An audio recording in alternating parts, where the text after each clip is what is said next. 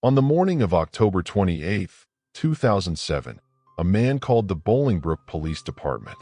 The call was brief. He told the dispatcher that his wife, his fourth wife, a 23-year-old woman named Stacy Peterson, had not come home. He said he thought she might have left him. He said he was worried about his kids. He gave his name. His name was Drew Peterson, Sergeant Drew Peterson, of the Bolingbrook Police Department. The officers who responded to that call knew him. Of course they did. He had worked alongside many of them for nearly 3 decades. He was one of their own. And that, right there, is exactly where this story begins to go wrong. He wasn't just the husband. He was the cop. Because Drew Peterson knew something that most people who report a missing spouse do not know.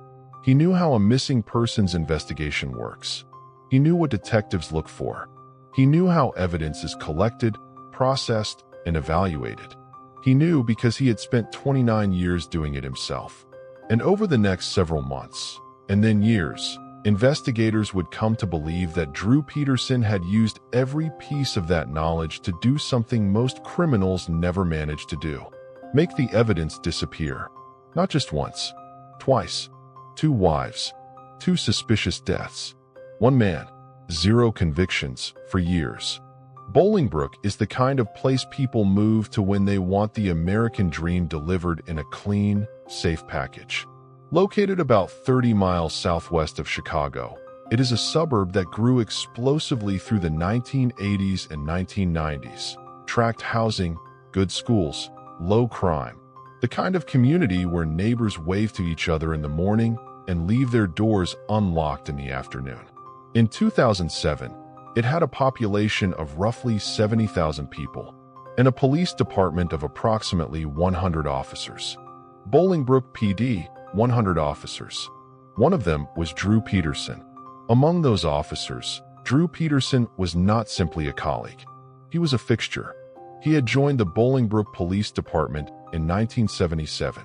He had worked his way up through the ranks steadily, eventually reaching the rank of sergeant, a supervisory position that placed him in a position of knowledge and authority over investigations, patrol procedures, and departmental protocols. By 2007, he had been on the job for 29 years. He was 53 years old. He had been married 4 times. 4 times. That is a number worth sitting with for a moment. Because when investigators eventually began to look at Drew Peterson's romantic history, not just his background, but his evidence, what they found was a pattern. A deeply, deeply troubling pattern. And at the center of that pattern were 2 women, Kathleen Savio and Stacy Peterson. One was dead, one was missing, and Drew Peterson was the last person to see both of them. The morning of October 28th started like most mornings in Bolingbrook. Children waiting for school buses, coffee being made, dogs being walked. But at 6, Pheasant Chase Court, something was different. Stacy Peterson, 23 years old, mother of 2 young children, was not in the house. Drew Peterson told investigators, when they arrived, that he had last seen Stacy the previous evening, around 9 p.m., when she had come downstairs dressed, his words, as if she was going out. He said she had told him she was leaving him. He said she had walked out the door. He said he had gone to bed. That was his story. And in the beginning, Bolingbrook police were inclined to take him at his word. He was a sergeant. He was calm. He was cooperative, at least on the surface. But there were problems with the story from the very first day. The story had problems. From day 1, Stacy's cell phone went straight to voicemail. It had been going to voicemail since the night before. Her car was still in the garage. Her purse was still in the house. Her children were still in the house. A woman who had made the decision to leave her husband, a decision that, even under the most emotionally charged circumstances, involves some degree of planning, had apparently done so without her phone, without her car, without her purse, and without her children.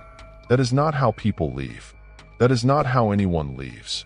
We're just getting started, and this story only gets deeper. Subscribe now so you don't miss episode 2. And if you're watching this as part of the Sinister Secret series, the full playlist is pinned in the description. Backhand index pointing right subscribe. full series in the playlist. Within 48 hours, local media had picked up the story. Within 72 hours, national outlets were involved. And within a week, investigators had uncovered something that changed the entire nature of the inquiry. 3 years earlier, in March 2004, Drew Peterson's third wife, Kathleen Savio, had been found dead in a dry bathtub in her home. Her death had been ruled an accidental drowning. The case had been closed. But now, with a fourth wife missing and a husband with a history of domestic violence allegations stretching back years, investigators began to ask a question no one had asked in 2004. Was Kathleen Savio's death actually an accident? To understand how Drew Peterson operated, how he maintained a veneer of normalcy for nearly 3 decades while investigators would come to believe, engaging in escalating patterns of control, violence, and ultimately murder. You have to understand who he was in the context of his world. Drew Peterson was born on January 5, 1954, in Westchester, Illinois. He was, by most early accounts, an ordinary boy from an ordinary background. He joined the Army after high school, served, and returned to Illinois with the disciplined, hierarchical worldview that military service often instills. He joined the Bolingbrook Police Department in 1977 at the age of 23. And from that moment forward, his identity was his badge. His identity was his badge. Colleagues who later spoke to investigators described Peterson in the early years as confident, sometimes arrogant, but effective. He was good at his job, or at least at the parts of his job that were visible. He knew how to work a scene. He knew how to read people. He knew how procedures worked and, crucially, how they could fail. He was, by every professional metric, an insider. And insider knowledge, in any field, in any institution, is power. His romantic life began presenting problems very early. His first marriage, to Carol Brown, in 1974, ended in divorce. The details of that relationship remain largely private, but the seeds of a pattern were present even then. Control, jealousy, and a difficulty accepting that a partner had rights and autonomy independent of his own desires. His second marriage, to Vicki Connolly, whom he married in 1982, lasted several years and produced 2 children. Vicki later stated publicly that Peterson had been controlling and emotionally abusive during their marriage. After their divorce, she also alleged that he had stalked her. 2 ex-wives. Both described control. Both described fear. 2 marriages. 2 divorces. 2 women who, when asked about Drew Peterson, described not love gone wrong, but something more deliberate, something more calculated. But in Bolingbrook, in a police department where he was known, respected, and embedded in the institutional culture, these were private matters. Domestic trouble, nothing that affected his professional standing, nothing that anyone investigated. In 1992, Drew Peterson met Kathleen Savio. She was young, energetic, and beautiful. She fell hard for the confident police sergeant. They married in 1992, and within years, she would be telling anyone who would listen that she was afraid of him, that she was afraid he would kill her, that when she died, people should know it was not an accident. She said that, out loud, to friends, to family, to police. No one did anything. Kathleen Savio was, by all accounts, a fighter, not in a reckless way, in a determined way. She was the kind of woman who, when knocked down, got back up and went looking for whoever was responsible. And by the time her marriage to Drew Peterson was ending, she had been knocked down many times. Court records from their divorce proceedings, which began in 2002, are a catalog of accusations that should have, by any reasonable standard, triggered a serious law enforcement response. Kathleen had filed multiple domestic battery reports against Peterson. She described incidents of physical violence. She described a man who used his position as a police officer to intimidate her, to manipulate those around her, and to make her feel that no matter how many times she called for help, help would not come. She filed multiple domestic battery reports. Help did not come. Other officers had responded to calls at their home.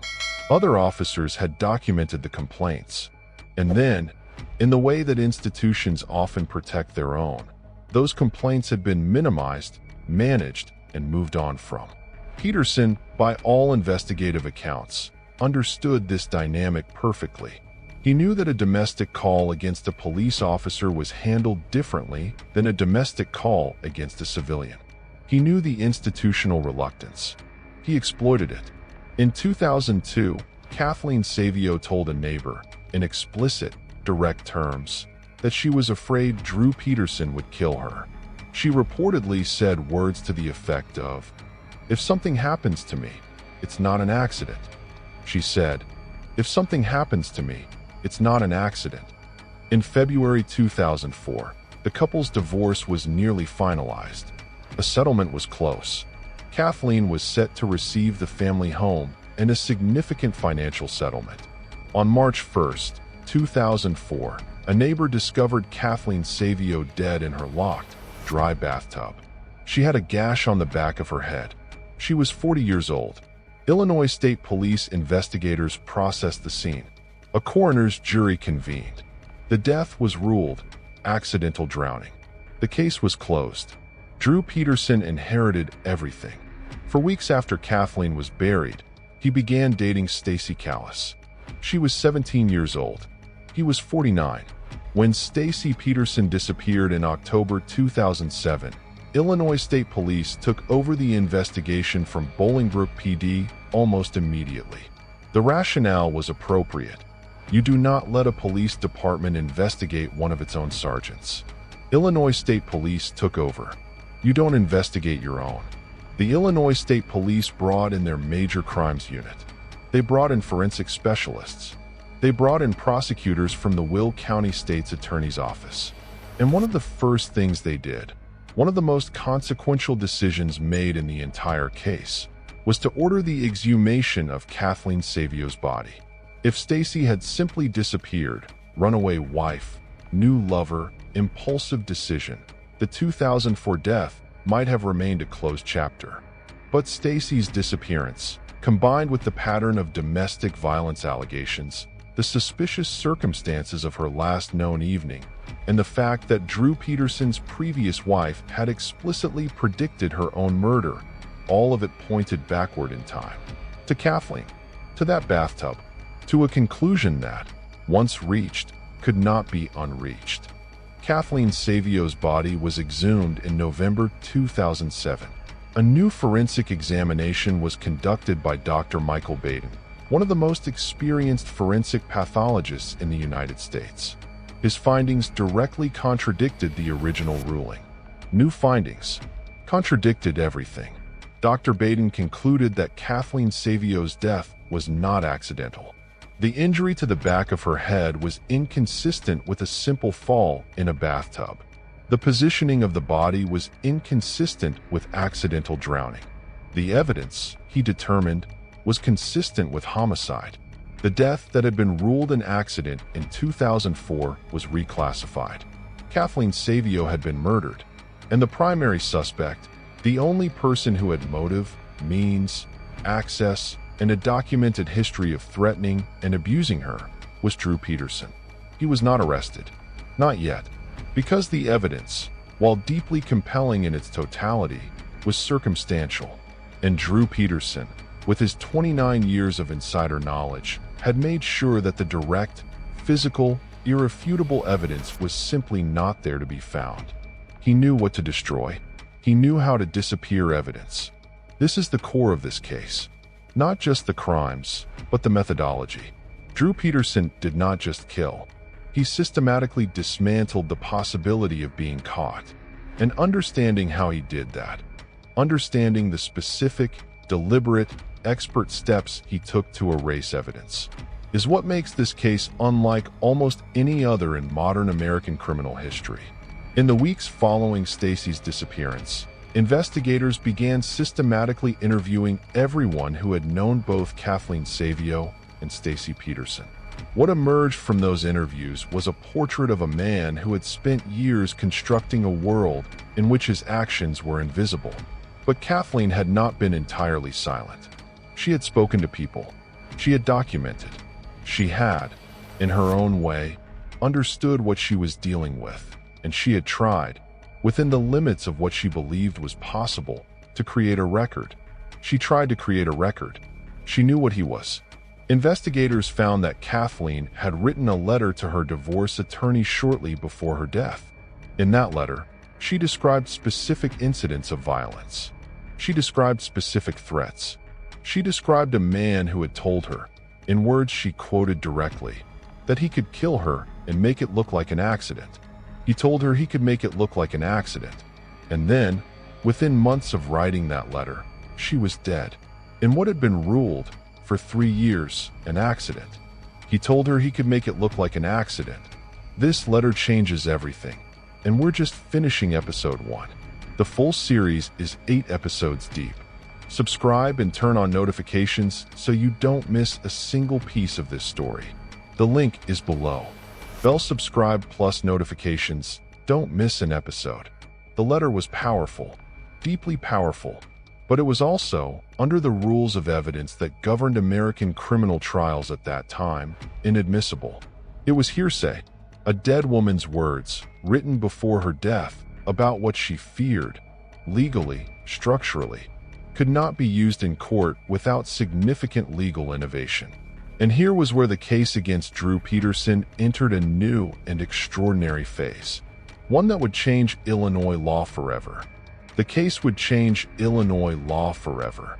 When we look at the opening of this case, the morning of October 28, 2007, when Drew Peterson called police to report Stacy missing, we are looking at the end of a very long story. The story did not begin that morning. It began decades earlier, in the way a man moves through the world when he believes that power is the only thing that matters, and that he has more of it than anyone around him. It began in the pattern of control that his first wives described. It began in the domestic battery reports that went nowhere.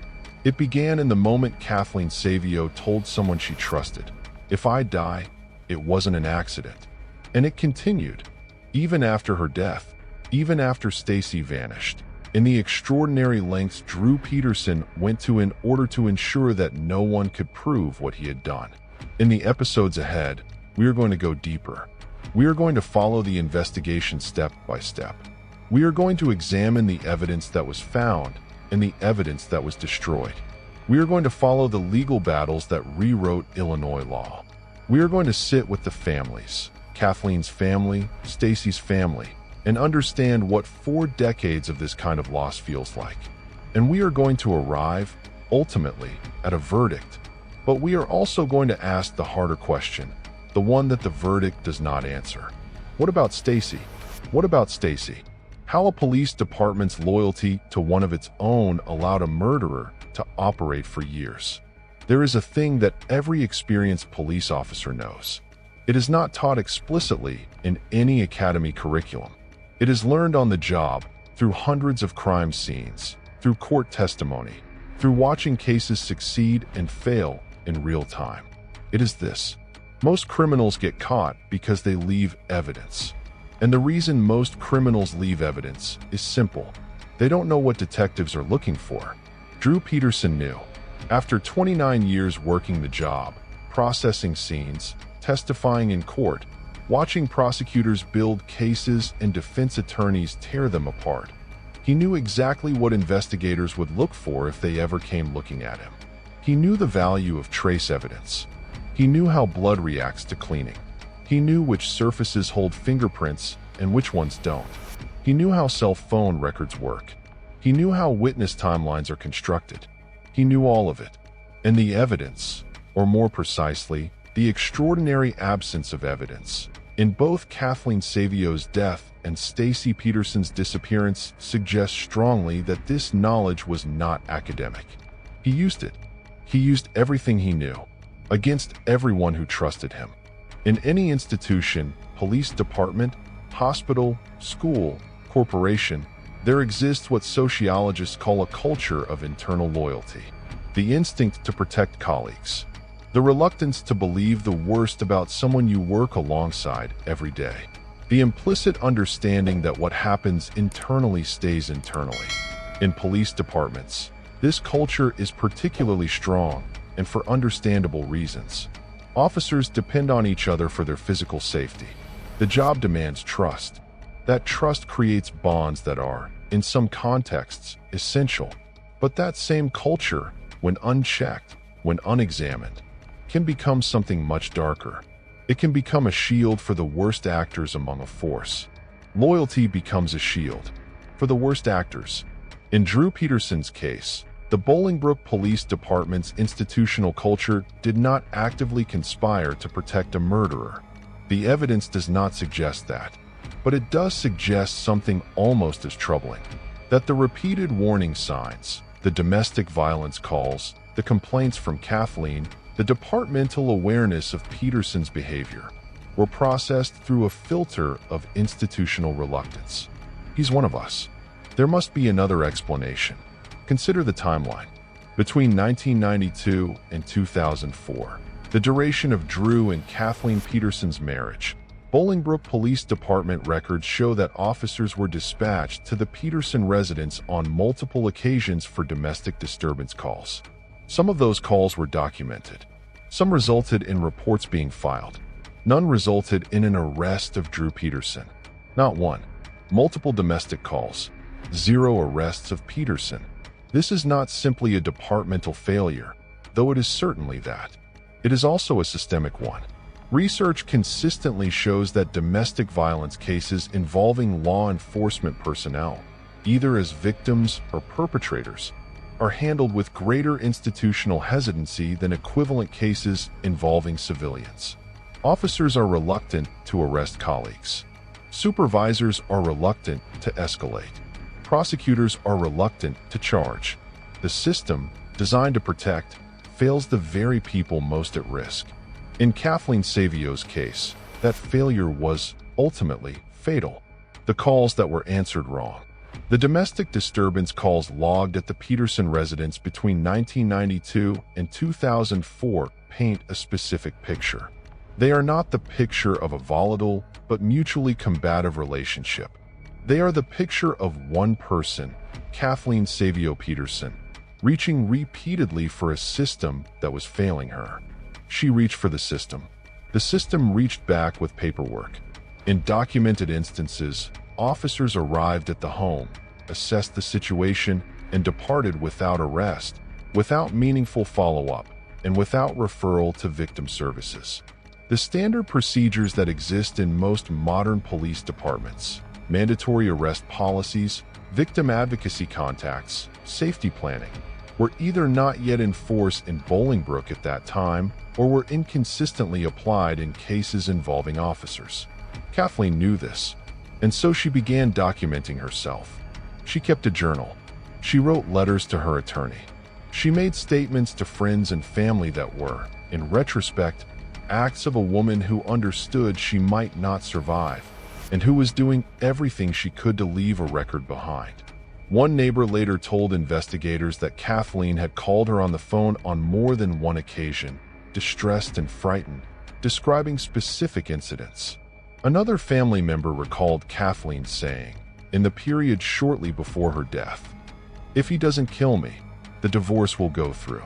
He can't let the divorce go through. He can't let the divorce go through." The divorce settlement, investigators noted, was imminent at the time of Kathleen's death in March 2004.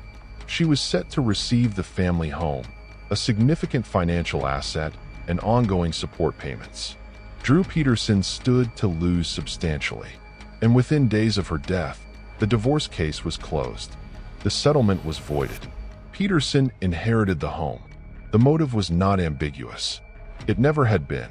In the months after Stacy's disappearance, investigators spoke to dozens of people who had known Drew Peterson professionally. Former partners, colleagues, supervisors. The picture that emerged was complicated. Because the Drew Peterson his colleagues described, the professional, the sergeant, the experienced cop, was, by most accounts, genuinely skilled at his job. He was good at reading people. He was effective at building rapport with witnesses and suspects alike. He was, in the language of law enforcement, a good interrogator. And there is something deeply, profoundly disturbing about that fact. Because the same skills that made him effective in an interrogation room, the ability to read emotional cues, to modulate his own presentation, to identify and exploit vulnerability, were the same skills that, investigators believe, he used on the women in his life. Control does not always look like violence. Sometimes it looks like charm. Sometimes it looks like knowing exactly what a person needs to hear. Drew Peterson, by multiple accounts, was exceptionally good at being exactly what each woman in his life needed him to be, until the moment she became a threat to him. We're building this case piece by piece, the way investigators did. If you're watching this series, you already know this channel is different. Make it official, subscribe, and share this video with someone who needs to see it. Outbox share plus subscribe. Help us reach more people. The neighbors of 6 Pheasant Chase Court told investigators things that years of institutional silence had suppressed. They described raised voices, objects being thrown, a woman's crying that stopped abruptly, in the way that crying stops when someone decides it is no longer safe to be heard. They described Drew Peterson's demeanor in the aftermath of domestic incidents. Calm, composed, sometimes joking, always controlled. While his wife was distressed inside, he appeared unbothered outside. They described Stacy Peterson, too, the fourth wife, the young woman who would eventually disappear. They described her as often sad, as isolated, as someone who had, over the years of her marriage to Peterson, gradually pulled away from friendships and family connections in the way that partners of controlling individuals often do. One neighbor described watching Stacy in the yard with her children on a summer afternoon, and noticing that even in that moment, she would glance toward the house with what the neighbor called a checking look, as if she was making sure he wasn't watching. Isolation is one of the primary tools of intimate partner control. It is not always dramatic. It is usually gradual. A comment that creates tension with a friend, a restriction on where she can go, who she can see, how long she can be away. A slow narrowing of the world until the only person in it is the person doing the controlling. By the time Stacy Peterson disappeared, multiple people who knew her described a woman who had become significantly isolated from the support networks she had had as a younger person. Whether that isolation was deliberate, engineered by Drew Peterson, or circumstantial, investigators were unable to determine conclusively. But the pattern was consistent. Consistent with what Kathleen had experienced. Consistent with what his earlier wives had described. Consistent. Several weeks into the investigation, Illinois State Police received a tip. The tip came from someone who knew Drew Peterson. Not a former wife, not a neighbor, not a professional contact. Someone who had been, for a period of time, within his inner circle. The information they provided would become one of the most significant investigative breakthroughs in the case. A tip from someone inside his world. The tipster described a specific conversation they had had with Drew Peterson, a conversation that had taken place before Stacy's disappearance. In that conversation, Peterson had allegedly discussed, in explicit terms, how one might dispose of a body in a way that would be difficult to detect. He had been specific. He had been knowledgeable. He had spoken with the casual confidence of someone who had thought about this before. The tipster also described something else. They described being asked, by Drew Peterson, to help carry a large blue container from the Peterson home on the night of October 28, 2007. The same night, Stacy Peterson disappeared. A large blue container, carried out of the house on the night his wife vanished. The individual who provided this information was Drew Peterson's own stepbrother, Thomas Morphy. And what Thomas Morphy described, the weight of the container, the way Peterson directed him, the moment he realized what he might have helped carry, would become central to the investigation. Morphy later stated that after helping with the container, he attempted to take his own life. He told investigators he believed he had helped move Stacy Peterson's body. In the months following the investigation's opening, journalists and legal researchers filed Freedom of Information Act requests with the Bolingbrook Police Department. What those requests revealed was a departmental record of Drew Peterson that, in retrospect, should have triggered intervention years earlier. Multiple complaints from Kathleen Savio, properly logged. Multiple documented domestic disturbance responses. Internal affairs reviews that were initiated and then quietly resolved without disciplinary action. The picture that emerged was not of a conspiracy. It was worse than a conspiracy. It was an institution operating on autopilot, processing complaints into the bureaucratic machinery and allowing them to dissolve without meaningful consequence. In a formal investigation context, this is called institutional failure. In human terms, it is much simpler than that. It is the failure to protect a woman who is asking, repeatedly, loudly, and specifically, to be protected.